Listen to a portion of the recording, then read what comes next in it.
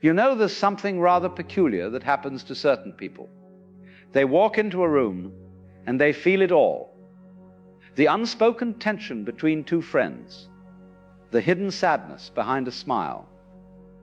And we've been told this is a gift, haven't we? This ability to see what others miss. But I want to suggest something quite different to you today. That this very ability, this clear seeing, might be the most dangerous thing you'll ever possess. Now, I'm not speaking of danger in the ordinary sense. I'm not talking about physical harm. I'm speaking of something far more subtle and far more devastating. The danger of becoming so aware that you can no longer participate in the beautiful unconsciousness that allows most people to live their lives in relative peace. Have you ever watched people at a party? Really watched them? They're playing a game, you see. Everyone knows the rules without ever being told. You ask how someone is, they say fine, and you both pretend this is a complete answer. You compliment the host, you laugh at jokes that aren't particularly funny. You nod sympathetically at stories you've heard before.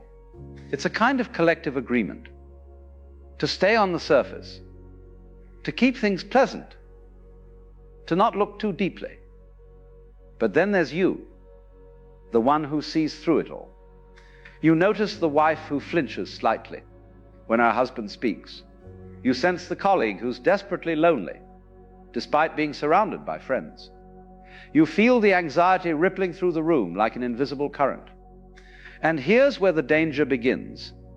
Because once you see these things, you cannot unsee them.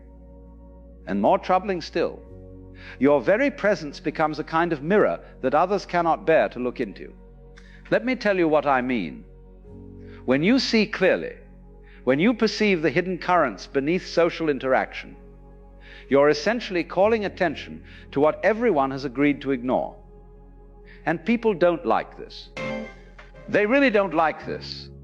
Not because they're bad or stupid, but because your clarity threatens the very structure that allows them to function. Think of it this way. Society is rather like a stage play. Everyone has their part. The successful businessman, the devoted mother, the reliable friend.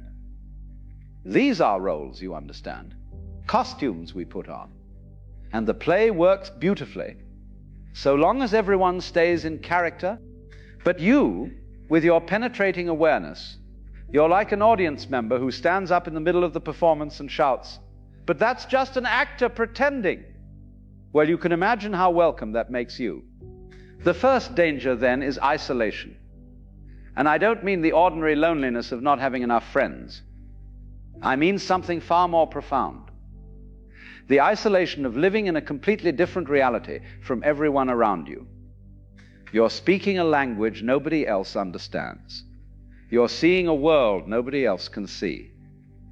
And the terrible irony is that the more clearly you perceive, the more alone you become. I once knew a woman, let's call her Sarah, who had this extraordinary ability to read people. She could walk into a room and immediately sense who was genuine and who was performing, who was in pain and who was pretending to be fine, who could be trusted and who was hiding something.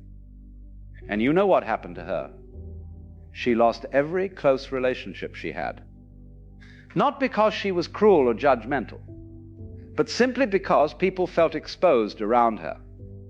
They couldn't maintain their comfortable masks in her presence. Her friends would say things like, "You're too intense. You read too much into everything and you can't. Can't you just relax and have fun?" But she couldn't. Because seeing clearly isn't something you can turn on and off like a light switch. It's like asking someone who can hear to simply ignore sound. Once you've developed this capacity for perception, it's always there, always operating, always showing you what others prefer to keep hidden. And here's the second danger. When you see the truth of a situation, when you perceive what's really happening beneath the surface, you face a terrible choice. Do you speak or stay silent? If you speak, you risk being attacked. And I mean this quite literally, though the attack is usually psychological rather than physical. You'll be called negative, overly sensitive, a troublemaker. You'll be accused of creating problems.